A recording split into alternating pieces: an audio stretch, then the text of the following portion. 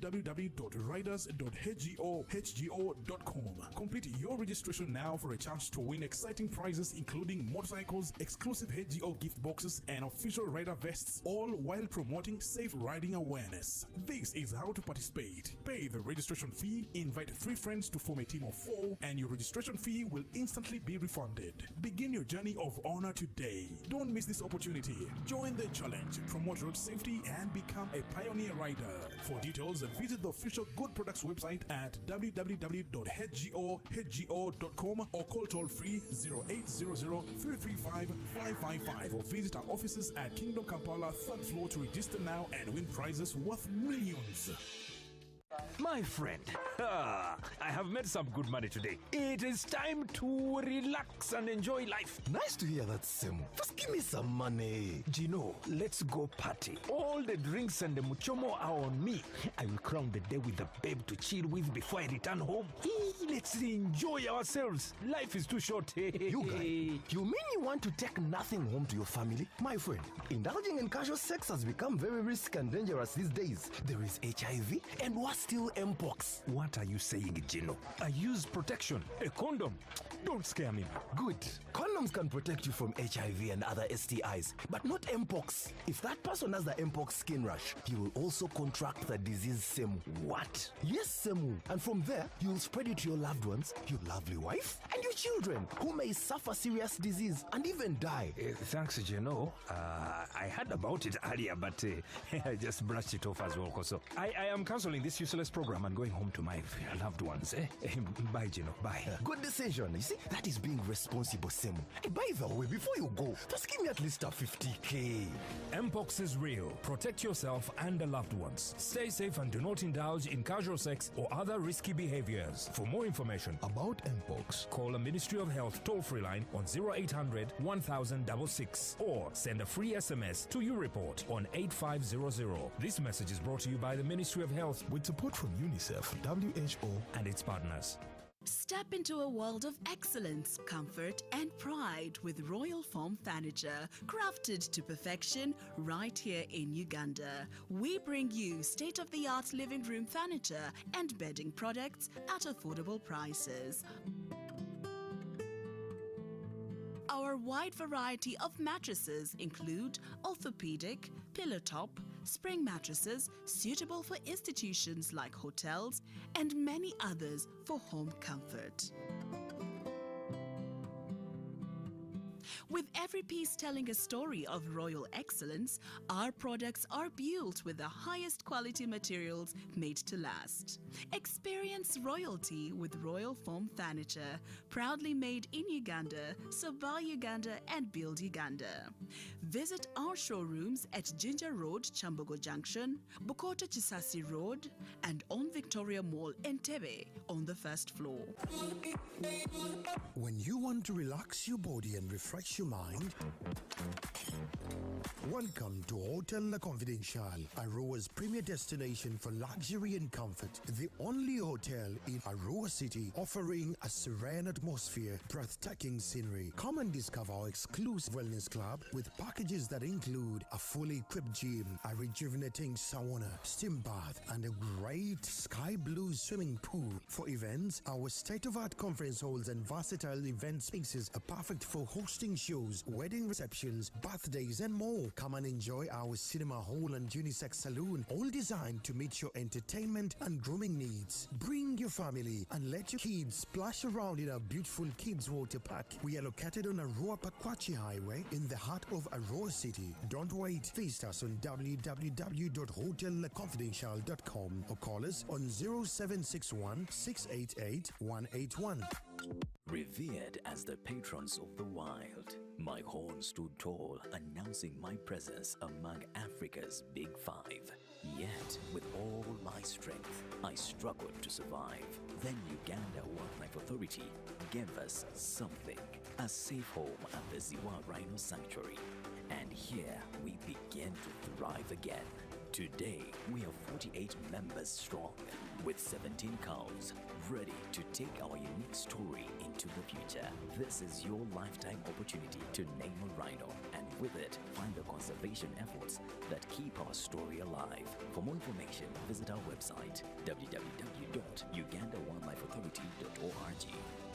Taxation is a bit complicated, and the only way to demystify it and make it as easy to understand and to comply with is through engagement. Is there a limit to the number of cars a returning citizen is bringing into Uganda?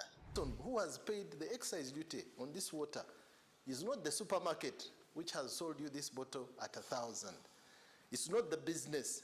It is the man who is going to drink this water. We strongly believe that it will only be through such constructive engagement that we'll be able to broaden our tax base and build our country together. Buza Kamiso now you can get direct answers. Send your tax-related questions via WhatsApp or SMS to 0790-141-887, and the Commissioner General of URA, John Musinguzi, will personally address them. Tune in to UBC News Tonight every Monday and Wednesday for expert insights and clear explanations. Buza Commissioner. The Presidential CEO Forum will host the 6th Biennial Private Sector CEO Retreat, Marketing Uganda. The retreat will take place from the 9th to the 11th of September 2025 at Mountains of the Moon Hotel in Fort Portal City, Kabarole District. It will be held under the theme Transforming Uganda into a Preferred Tourism Destination, Enhancing Public-Private Investment in Infrastructure, Conservation, Digitalization, Product Diversification, Marketing and Tourist Safety. The chief guest will be His Excellency Yoweri Kaguta Museveni, President of the Republic of Uganda. Live from UBC Studios in Kampala, this is Good Morning Uganda Extra.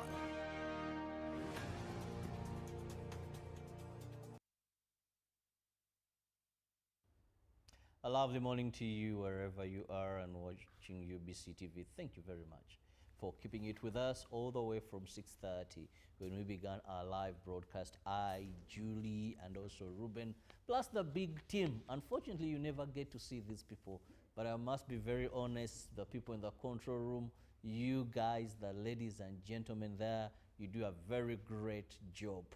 Plus the men and women on camera, the likes of Nasa Mukasa, Godwin, Brother Ratoro.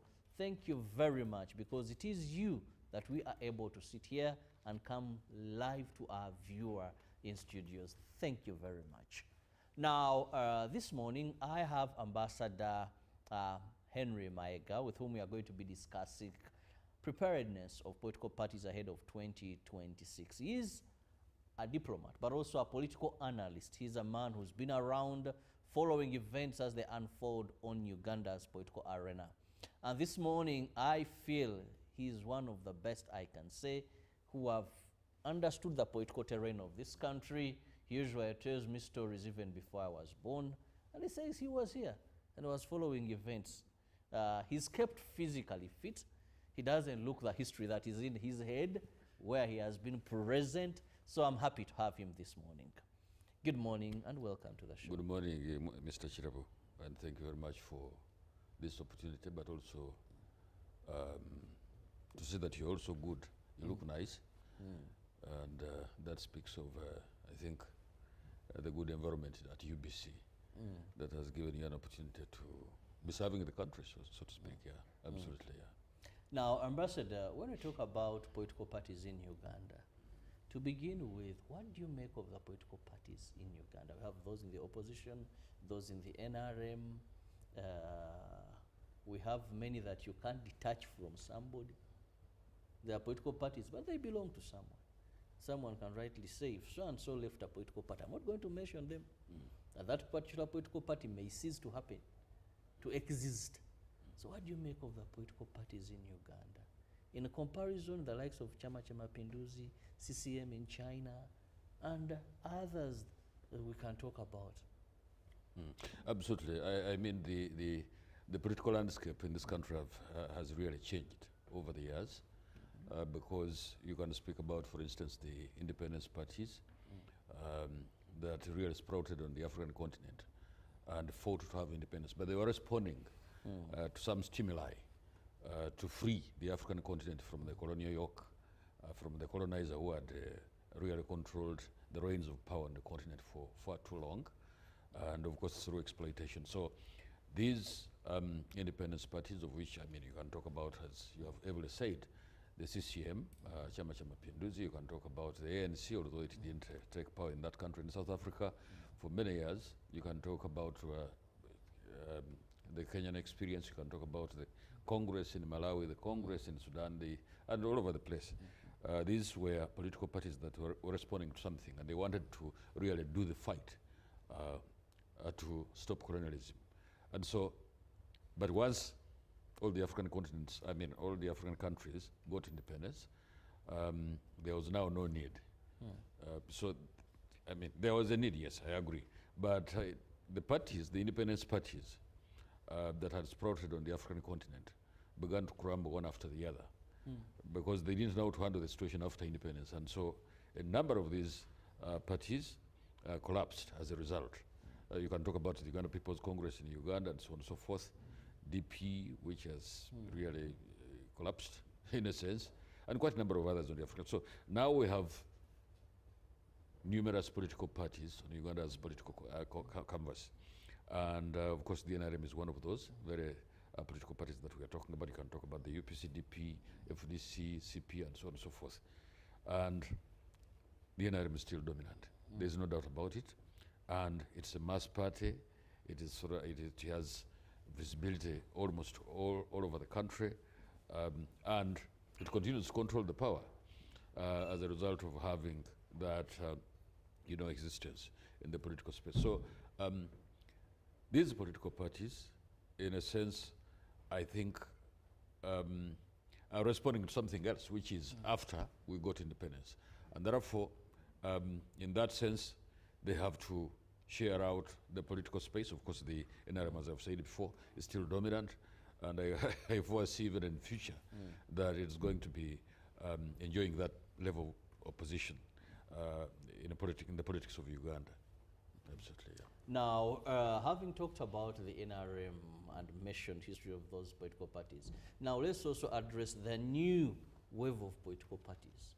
Talk about FDC, we can't say it's been a long time, what it's going through. Talk about now we have the National Unity, it came as a wave, people power, then a political party. Now we are seeing also having issues of who takes the flag. For NRM, these are things you've battled with for the last maybe some years. Talk about PPF coming from the FDC, that common man's party also there, Monyagwa. So we can mention there are quite a number. Currently, this breed of political parties, what do you make of them? Absolutely, because in my view, I think the country has come from far. There was, for instance, a time, I mean, if we don't dig out the history, then we will not understand where we are at the moment. But it has been really a trajectory that has been, punctuated with a lot of things along the way. I mean, there was a time when, for instance, we had only two dominant political parties, and that was the UPC and DP. And as I've said before, these were independence parties. And so they tussled it out in the 60s and also in 1980 elections and so on and so forth. But after the Yoweri Museveni administration took over the reins of power in this country, and after freeing the political space, you remember we went through a referendum in 2005, a number of political parties have come into being, and I'm happy to have been a part of the struggle that advocated for the return of political parties on the political canvas in this country. And so these parties have sprung up, and so many of them, the last time I checked, I think we had almost 40 of them, including, of course, the National Resistance Movement led by President Yoweri Museveni, which has really dominated the political space. You have the DP, you have the UPC, as you rightly said. There was FDC, which has now splintered into two groups. You have the PPF on the other side. But these people were together. The DP is also split right in the middle. The UPC the same. Now NUP is the new, I think, child, and I mean, the one of the newest parties that we can speak of. But they're also having a lot of challenges. And so, as a result of that, for me, I can see that this proliferation of political parties in this country is as a result of us moving away from debarring the people from forming political parties. And so that's why many parties are coming into being. The other day, you and I, you must have seen the number of people who went to pick the nomination papers for presidential election. I mean, they want to take part in the presidential contest. And so that speaks of the expansion of the democratic space in our country, which in my view is very good, because I mean, we talked about pluralism or multipartyism, and there is no such a time in the past, in the history of this country, when we've seen these huge numbers of political parties becoming operational and everyone is free. I mean, nobody's forcing you to belong either to UPC and so on. There is no conscription as such to any one of these political parties. So people have a wide spectrum of choice, and they can belong to any political party, and the elections are now predictable and regular. After every 5 years, anyone is free to come and take part in the political contests that we have in this country, which wasn't the case, especially from 1966 up to should I say, to 1994 or 1996. We didn't have, because I mean, you remember we had that punctuation of the politics in this country by the Idi Amin rule for 8 years, from 1971 to 1979. And then, of course, we had elections, but for a very short time in 1980. And we had whoever was taking part of the UPC was the DP, UPM, and so on and so forth.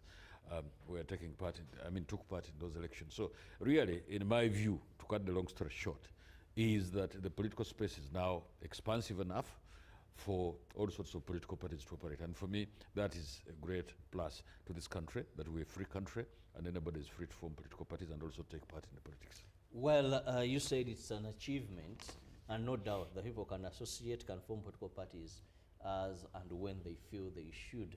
But let's look at also the quality of political parties. You know, in life, you may look at quantity and leave quality. When you look at our political parties, where many cannot field a candidate in a number of elective positions, I think it is only NRM that can boast and say that we've fielded a candidate for every elective position in this country. Where one party cannot even organize a delegates conference. It's a delegates conference.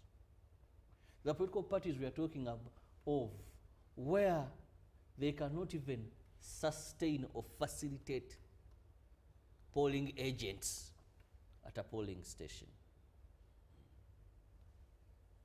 What does this mean if we are talking about a multi-party dispensation, where there is only one person who can perform functions of a political party to a level that is satisfactory?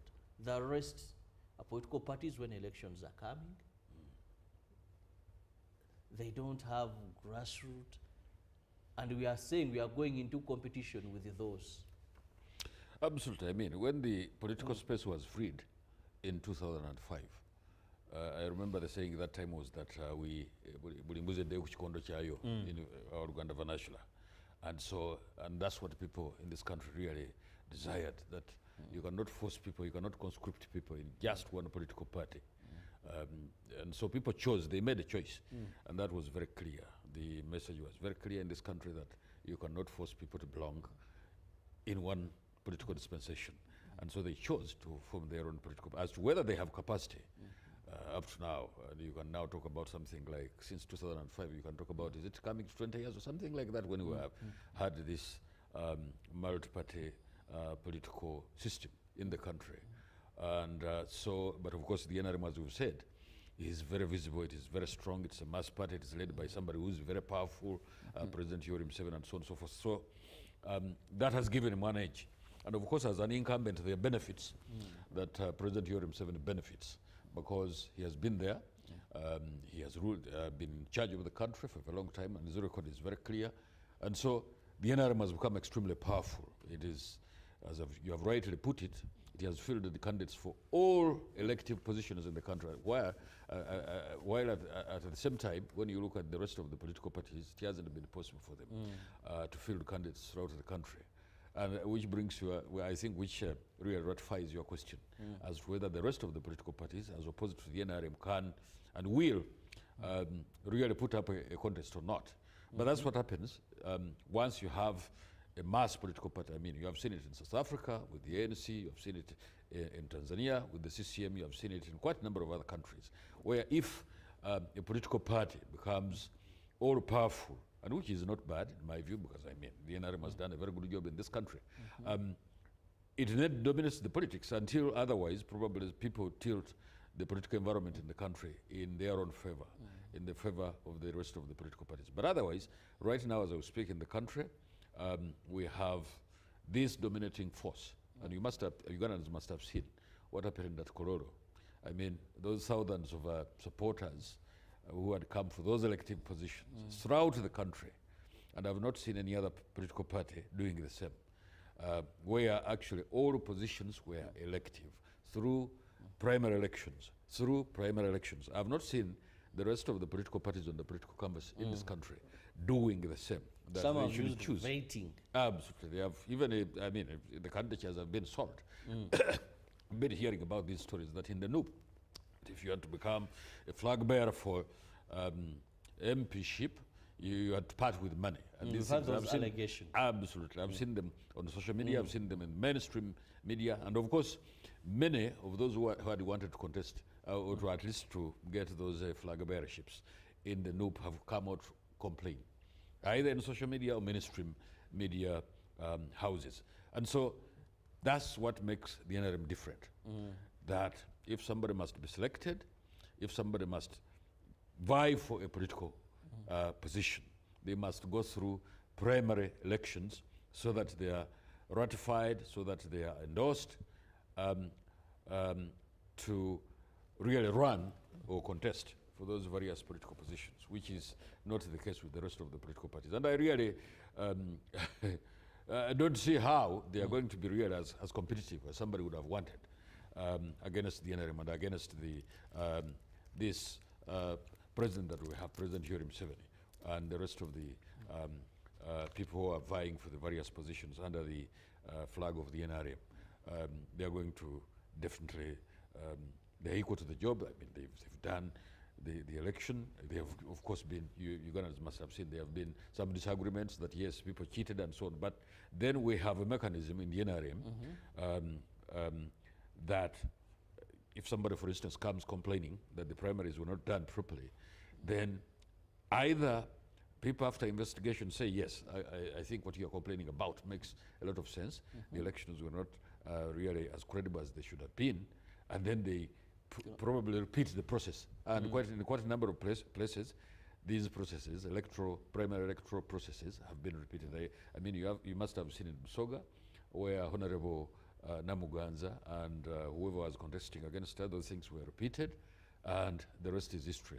I've also seen it, for instance, with the Honorable General Jim Muhwezi, who, after beating somebody in the primaries in Rukunjiri, somebody, of course, went and complained, and then I saw them yesterday, I think it was before the vice chairman of the NRM, Haji Moses Chigongo, who sat them together, and they came to an agreement that, yes, the other person must pull out since Honorable Jim was. So there is a mechanism within the NRM, even if there are complaints.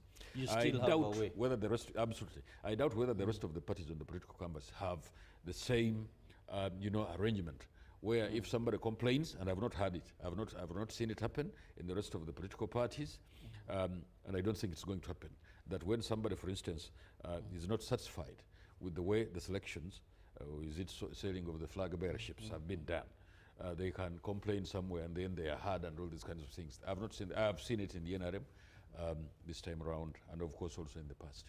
Well, we are still looking at the political parties in Uganda as we understand multi-party dispensation. How good has it been to us? How bad has it been to us? Now, when we talk about multi-party dispensation, we are talking about democracy. We're talking about rights being respected, political players having space. Ambassador Maega, there has been a complaint that much as we opened up to multi-party politics, other political parties are suffocating. They are being suffocated. Here you are, a giant in a race where people you're running with are having hands tied. in a boxing ring and you've tied their hands. There's not much they can do. That all these weaknesses we are pointing, of which you're saying the NRM, I've seen only the NRM, well, others are limited. The confusion, some have even come out to say it is your party that is sponsoring these misunderstandings here and there, this confusion here and there. Yes. Unfortunately, that is the nature of politics. That any political party is not a prison, that you can keep people by force in them. And that's part of the reason why there was that struggle before 2005 to free the political space in this country so that everyone can belong to a political party of their choice. Yeah? So that is the nature of politics, that it's competitive, and you can only either go by what is in place at the moment, or you really have to fight. You have to fight it out and then make your visibility known to everybody. That's the nature of politics. There's no doubt about it. Given the fact that, of course, the NRM is the dominant force, political force in the country, and the rest of the parties are really struggling. That's the nature of politics. I mean, you saw what happened in the UK, for instance, because the Conservatives had a majority in the parliament at one point in time.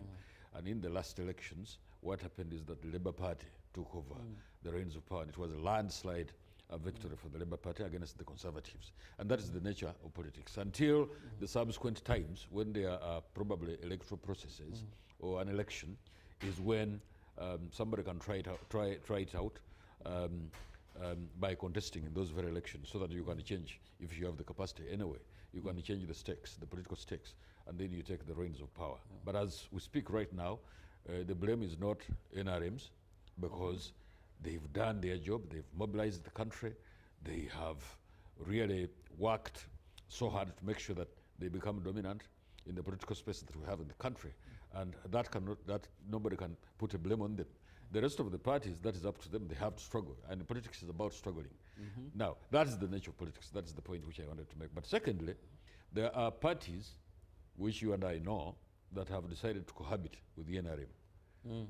I mean, you see a presence in the cabinet, for instance, at the cabinet level, where the UPC has got somebody there as a minister, Honorable Betty Mongi as a minister, but she's UPC. Yes. You have seen, and there is a working arrangement, I don't know whether it is written or it is verbal, between the UPC, and that is one part of the UPC, because there is a splinter group or a faction which probably doesn't believe so. You have seen the DP with the Mao writing a memorandum of understanding with President Yoweri Museveni, and so they have a presence within this very government. So such parties have decided to cohabit with the NRM. Now, for me, that is a survival instinct. It comes out as a survival instinct that, look, since you are still a small party, or probably even forever you're going to remain a small party, so you must ally with your bigger brother. And so you come into this cabinet and you cohabit. And cohabitation is not a bad idea. I've seen it happen in quite a number of countries. In France, it happens that various parties can work together if they don't have majorities in parliament, and they come together and form government. And I'm sure Ugandans, yes, absolutely. That's what happens. In South Africa recently, you must have seen what happened, that the ANC did not have an absolute majority. And so the rest of the smaller parties came together with the ANC and they formed a government. It has happened also in Israel. Right now, Benjamin Netanyahu, who is the prime minister, is cohabiting with quite a number of other smaller parties to form a majority. In other words, having a majority in government is very good. It is something that works. It's sometimes referred to as cohabitation, like in France, it's called cohabitation. And so you come together and you be, so to me, it's a survival instinct that some parties can decide to work with the dominant party, and it's not really a crime, so that you forge ahead together for the benefit of the country. Well, for the benefit of the country, allow me go for a break. Now, when I return with my guest this morning, we want to go into 2025, 2026. We look at events that are seemingly shaping what this may likely be. Let's return.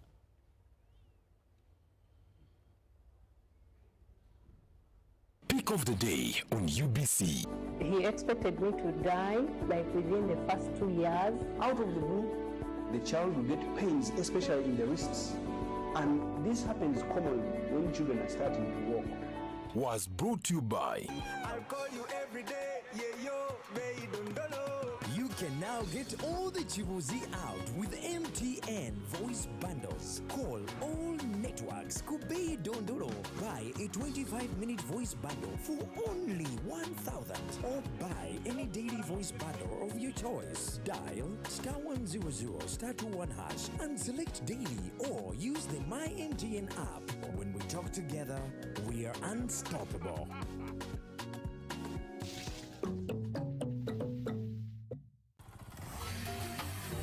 Hello, Kampala, Uganda. In response to the national call of strengthening the traffic security, Good Products Group HGO brand has officially launched the Rider Selection Campaign. Registration is now open.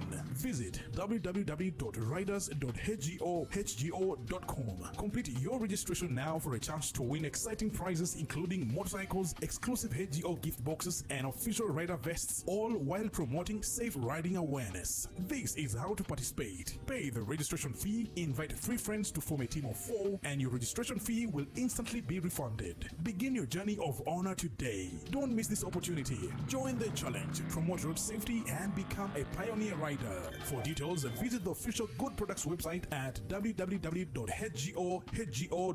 or call toll free 0800-335-555 or visit our offices at Kingdom Kampala 3rd floor to register now and win prizes worth millions. Step into a world of excellence, comfort, and pride with Royal Foam Furniture, crafted to perfection right here in Uganda. We bring you state-of-the-art living room furniture and bedding products at affordable prices. Our wide variety of mattresses include orthopedic, pillow top, spring mattresses suitable for institutions like hotels, and many others for home comfort. With every piece telling a story of royal excellence, our products are built with the highest quality materials made to last. Experience royalty with Royal Foam Furniture, proudly made in Uganda, so buy Uganda and build Uganda. Visit our showrooms at Ginger Road, Chambogo Junction, Bukota Chisasi Road, and on Victoria Mall, Entebbe, on the 1st floor. When you want to relax your body and refresh your mind,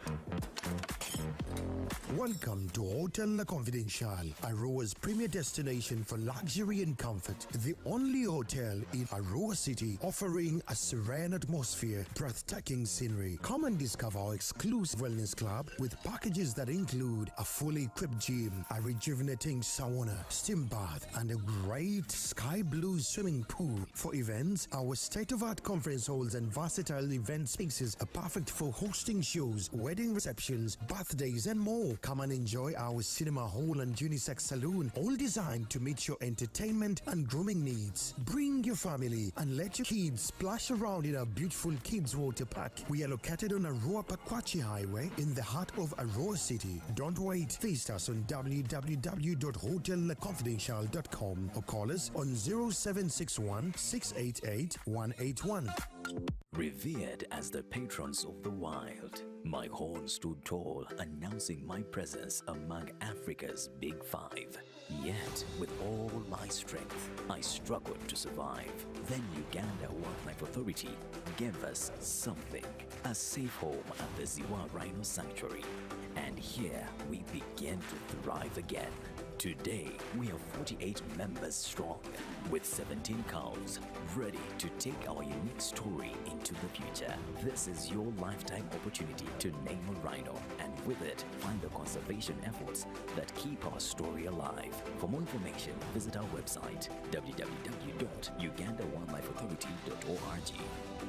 The Presidential CEO Forum will host the 6th Biennial Private Sector CEO Retreat, Marketing Uganda. The retreat will take place from the 9th to the 11th of September 2025 at Mountains of the Moon Hotel in Fort Portal City, Kabarole District. It will be held under the theme, transforming Uganda into a preferred tourism destination, enhancing public-private investment in infrastructure, conservation, digitalization, product diversification, marketing, and tourist safety. The chief guest will be His Excellency Yoweri Kaguta Museveni, President of the Republic of Uganda. Live from UBC Studios in Kampala, this is Good Morning Uganda Extra.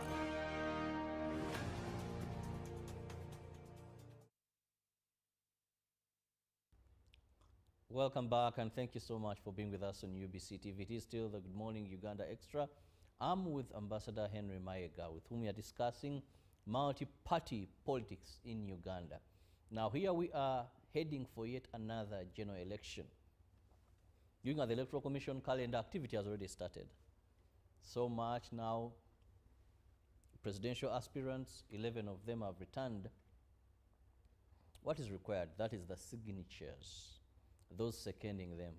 And remember, you must have 100 signatures in 98 districts. Now, that means each of the districts, you must have 100 people seconding you. That's what the Electoral Commission requires you, the percentage of the districts in Uganda. 11 so far, many picked. Now, Ambassador, let's begin with a huge number that picked. Some say it is positive, others believe it is negative, but not taking politics that serious. You know, there's a lot of circus comedy, you know, at the Electoral Commission offices, those that were aspiring to be somewhere even chased away for not being serious enough. Can we still sit here and say that is a sign of democracy? Yeah, I remember we have had this subject before, that in a contest, especially for president, there are quite a number of candidates that you come up with. Of course, President Yoweri Museveni, a very strong person, everybody agrees in this country. And, but you have a lot of other people who are upstarts.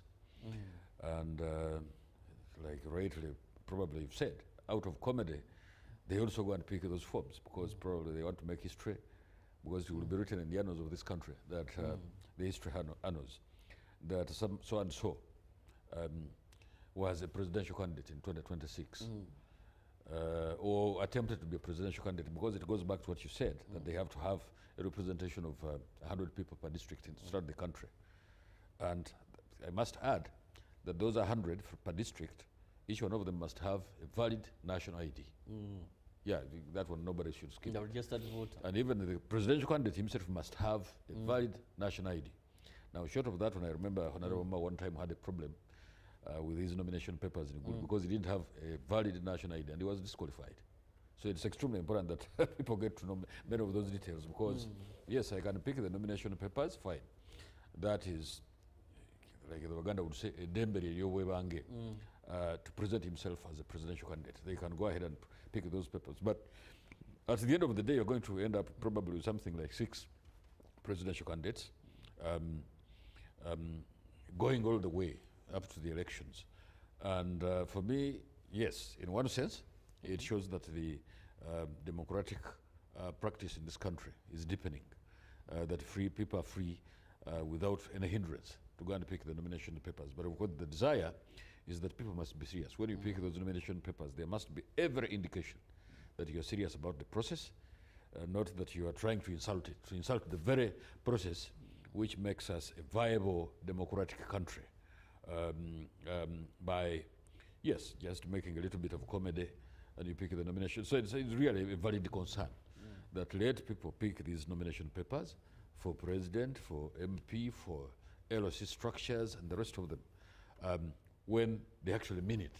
Because there are quite a number of people probably in the past who haven't meant it. They went and picked those papers, but they never went all the way to present themselves. So it's really a valid concern. I remember one of them even went ahead and presented, that is Honorable Oyara Otuno. On the voting day, he never turned up. Absolutely. He didn't vote for himself. On that day, I was a reporter, I remember I was in radio, and each one was allocated a candidate. So my editor by then, Innocent Musinguzi, had allocated me Dr. Orara Otunu. Every time they would call in, Robert, where is your story? Update. I've not seen anything. Update. He said, should you return to the newsroom on such a day you don't have a story, I can assure you you're gone. Until all sources confirmed, Dr. Orara Otunu did not turn up, not even to vote for himself. Absolutely, and that was a time when he had actually set up structures throughout the country to support his campaign. And then he doesn't turn up. I remember vividly well that happened, that Orara Otunu never voted for himself. He never presented himself at the polling station where he was supposed to vote from, and he just hid away. He didn't make a comment at all. He didn't even tell his party that he wasn't going to stand for president, and really it was an insult to the electoral process in this country, especially when it comes to democratic elections. Absolutely. You're in the ballot paper, you don't present yourself, you don't explain, you don't even restrain your political party, you don't inform them about your non-participation in the electoral process, for which you convinced them that you are the presidential candidate. And you even moved around. And you even moved out and spent and wasted everybody's time. It was really something that embarrassed not only himself, but also whatever he stood for in terms of his political party. So it was real, and I hope it doesn't happen again, and we don't have that kind of situation. Somebody saying that yes, I'm presidential candidate and they don't appear, or I'm a member, I appear on the ballot paper as a member of parliament, vying for a constituency, and I don't appear. So I hope that that kind of thing is not going to happen again, especially when it is you yourself as an individual. If it is the electoral process that is debarring you from presenting yourself, that is understandable, and that too has to be done in accordance with the laws of the country. There is a process through which somebody is disqualified, and you don't. You can disqualify yourself, but still in accordance with the law. Now, Dr. Orara Otunu never did those kinds of things, and for me, I think it was not only an embarrassment to himself, but also to his party, because he gave an impression to the political party to which he belonged, that he was the presidential candidate. And they themselves were also astounded that he didn't present himself, he didn't vote for himself. And yet the others in his political party went for those elections, and they even sent successful candidates to parliament, as members of parliament. And so that kind of situation is what I think is the concern of many people in this country, that when you decide that you're going to contest for a political position, then you must also present yourself, unless otherwise determined. Now, let's look at some of the events that are leading up to 2026 general elections. One, of late we've seen some arrests being done on members of the National Unity Platform. Of course, we can't say they are guilty until proven guilty by a competent court, but at least they have been presented before court. We've seen incidents. Maybe let's take it piecemeal, one issue at a time. Don't want to combine them. Let's begin with these arrests. At such a time, what do one would say the offenses were committed sometime, and now here we are as we are approaching. Some of the people arrested are duly nominated candidates for these positions. They are now already waiting for campaigns to be, Electoral Commission coming up with a roadmap of the campaigns. Here they are. One would say, is it good timing, bad timing? Well, what do you make of these arrests? Because you see, in my view, like the Baganda, some sangota guvunda. So it is up to those people who are really vying for these political positions to make sure that between now and elections, they are not caught on the wrong side of the law. They are not caught on the wrong side of the law, because when that happens, then you're going to be arrested, because the government is not going to say that because we are moving towards elections and so, Mr. Chirabo, you commit a felony and the government says we're not going to arrest you because the elections are upcoming. That's not going to happen. What is going to happen is that if you commit a felony between now and the time of elections next year, 2026, definitely the law is going to take its course. So people have to be careful with the law when it comes to the law. So I don't know what the rest of the choices they should have when it comes to this kind of situation. And then they're picked and taken to the courts. But one very important thing is that these individuals have been presented in the courts of law. The extrajudicial actions that used to happen in the past, most especially before 1986, are no longer happening, because yes, you get arrested and then you are presented before court. Some term the arrest have termed the arrest as abductions. Well, it is up to them. I mean, it's a political jargon. It's just political jargon. They can call them kidnaps. They have called them illegal arrests. They've called them abductions, because these days nobody, especially from the opposition, is arrested for committing a felony. Everyone who is arrested is abducted. And they forget that any government really will arrest you for as long as you commit a felony, for as long as you commit a crime. They're going to come and pick you, and they will present you before the courts of law. That one is a continuous process, whether it is this government or a government in the future, including governments, God forbid. If the opposition took over power in this country, they will continue to arrest people for as long as they commit crimes. And at any time, whether it is during or before or after elections, the arrests, as long as people commit crimes, are going to be arrested, and they will be presented before the courts of law. And that is the due process, in as far as I'm concerned, of the law. And there is no situation where you would say, because we are moving towards elections, so people are not going to be arrested.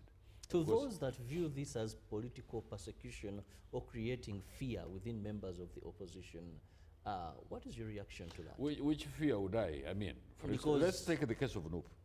Why are they being arrested? Because these are people who were doing military drills, and they were putting on, and you remember recently we passed a law, Parliament passed a law, that anybody, for instance, who wears insignia resembling UPDFs or police or whatever it is, for as long as these things are an exclusive uniform of the armed forces in this country, you're going to be taken to court, and you will be arrested, and you will be prosecuted, and on a conviction, you will be jailed. That has been very clear. The law was passed, and you remember that when that law was passed, you remember we even agreed as a country that if you're a civilian, you shouldn't be presented into the military courts. You shouldn't be presented there. You should be taken to the normal judicial, courts, where you get prosecuted. So that's the reason, as far as I'm concerned, and as far as, in fact, Ugandans know why no people have been arrested and taken before the courts of law, because they were doing those military drills. And this kind of behavior has got a precedent, because Ugandans remember that those kinds of things happened even before the genocide in Rwanda, because the militias took it upon themselves and they began killing en masse. They began killing people all over the place, and at the end of the day, Rwanda lost almost 1 million people as a result of the genocide that we had there, because of these kinds of behavior, that militias were doing these kinds of things. They were doing the training, and we ended up with the genocide in the neighborhood in Rwanda. And so I am not surprised that the government of President Yoweri Museveni has taken it upon itself that people who are doing these drills have to be presented before the courts of law.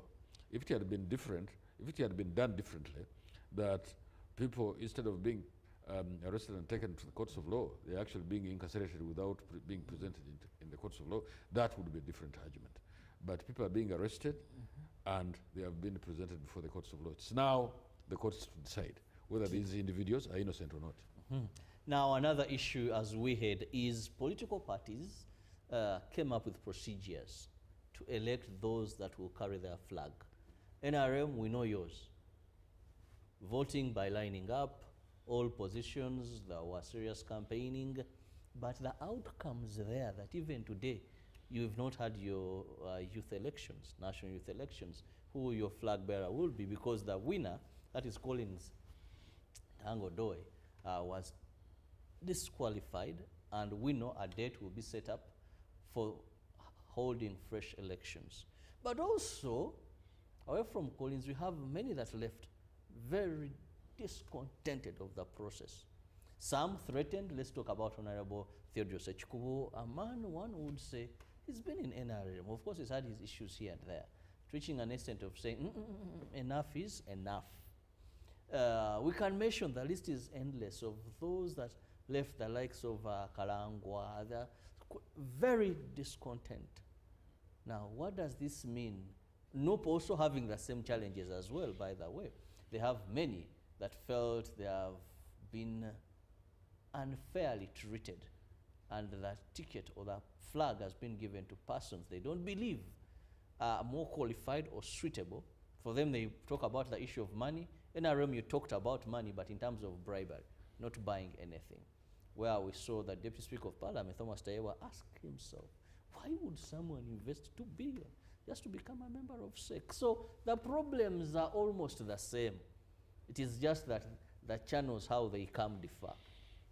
What does this mean to multi-party dispensation, where people may not be loyal to their parties and make decisions that are not party decisions or favor their party?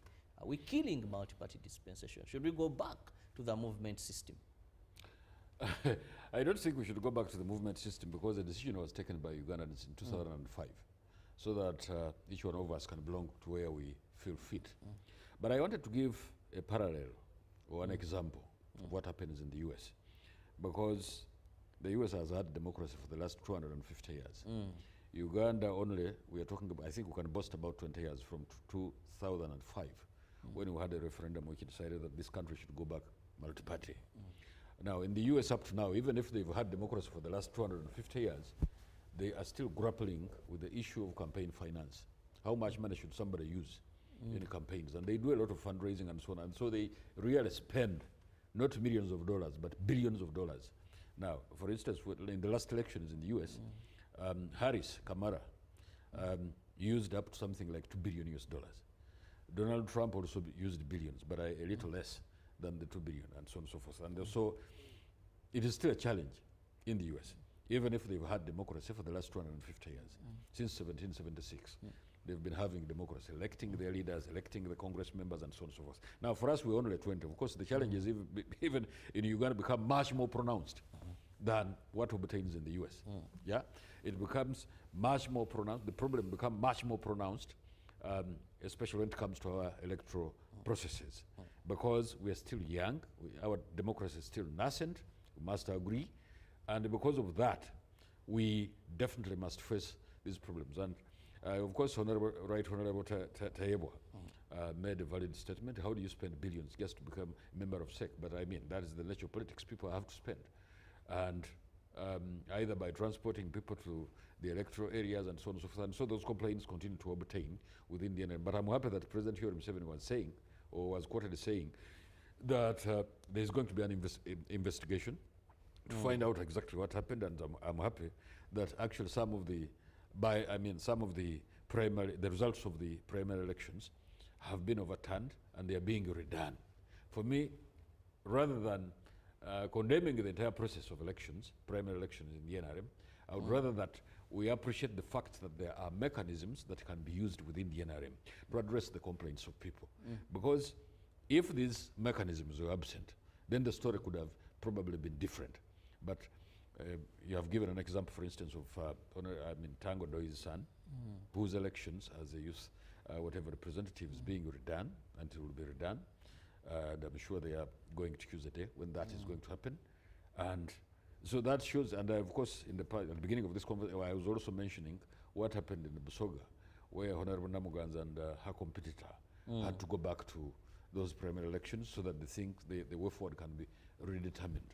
And it was determined yesterday. Yes. I saw it on the news. And quite a number of other places where these things have been done again. So for me, I'm happy that yes, even if we are still young in democracy, we have been there as a democratic country, having a multi-party system of doing things for the last 20 years. We still have a mechanism in the NRM. I cannot speak for the rest of the political parties, how they are doing their things, because it is selection, and also, as we observed at the beginning of this conversation, that for instance in the NUP, they are selling flag bearerships. Allegedly, because they have refuted this. The Secretary General has on several occasions said this isn't true. Well, so there are those still alleging absolutely. That. Yes. Absolutely, because that has been in the both mainstream media and also social media, as to whether it will become. But for me, the better choice, as far as determining who represents a political party, whether at the presidential level or MP or LC, should be primary elections like it is conducted in the US, which I have said. The US has had democracy for the last 250 years. There is nothing better than when you're selecting, it's because this is not a kingdom when it comes to the presidents of this country, where the king is born. But if we must have leaders, national leaders, then the best way of selecting them is through elections. And one of the best initial stages of doing those elections is the primary elections, so that Mr. Chiraba, I compete with you. Either you defeat me or I win you. Yeah, it can happen. And then you proceed to the next level, which is national. And then you contest in the national elections together with the rest of the political parties. That is the best way of doing things. Otherwise, if to come quick selection, one as time, because we must get out of here and have a replay of good, that is, now, the issue of independence remains hanging. Some political parties will tell you, for us, once you stand as an independent, you cease to be a party member unless there is a process you go through which is tedious, and then again, we reaccommodate you. Others are not clear. For example, your party, NRM. With this issue of independence, you're not clear. You quote this, but then the law does not. So how do we permanently deal with this? absolutely, it goes back to the history of democracy in our country, because we're only 20 years, as I've said. And so the challenges will keep coming, whether independence, whether campaign finance, and so on and so forth. With independence, you remember what the NRM had done initially. They were saying that, look, there should be a memorandum of understanding for all candidates within the NRM who are going to vie for these positions, to sign that memorandum of understanding that should you be defeated fairly, then there is no reason. You agree that you will not stand as an independent. I don't know where that one ended, because I'm not part of the secretariat of the NRM. But there was that provision that there should be this memorandum of understanding to be signed by all candidates throughout the country to accept these terms and so on and so forth. As to whether that was implemented, that is probably something that Tanga should come and explain here. But otherwise, the past speaks volumes about how independence have come about. They've come as a result of probably the electoral process being a little bit challenging, and probably in the view of those who come as independents, it has been unfair, and so they decided to come as independents. And the party has agreed that yes, independents can come, and of course a majority of them actually belong to the NRM in the parliament. You find something like almost 70 of independents coming to parliament as members of parliament, and they are NRM. So it is really something that we will continue debating until we continue, because you see, in politics, it's about, so it's just like we souls, especially we as Christians, what we believe in, that you continue to refine. It's the refinement in terms of Christian belief is continuous. The Baganda would call it okulongosa, so that you do this continuously. And I want to believe that even within the NRM, refinement will continue, so that at the end of the day, the political processes in the NRM and in the rest of the political parties, and also probably at the national level, that we continue on this path of refinement, so that the politics becomes clearer and clearer. Well, I just want to thank you, Ambassador. Unfortunately, we cannot continue with discussion. We've come to the end of our program. We will now leave in case you miss behind the headlines. You can have a recap of this. Have the best of your day. May the good Lord bless you. See you tomorrow, God willing.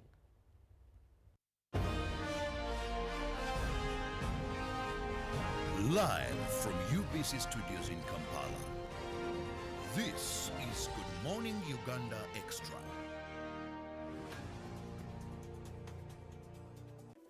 In a nation hungry for truth, a world where every story matters, there exists a beacon of trust and reliability. For decades, they've been our voice and our window to the world, holding the mirror of our history. With 4 TV stations and 11 radio channels spanning 27 languages, they stand as guardians of information, defenders of truth. With Mascari Heritage Advantage, they uphold every citizen's right to reliable and free information. Their archived stories shaped our past and illuminate our present. Yet now, as new challenges arise and the world evolves, their mission faces its greatest test yet.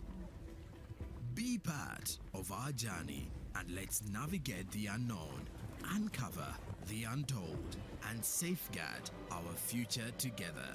Tune into your public broadcaster, for it is the intersection of trust and truth. Because to UBC, your story, and every voice matters. UBC, inspiring Uganda.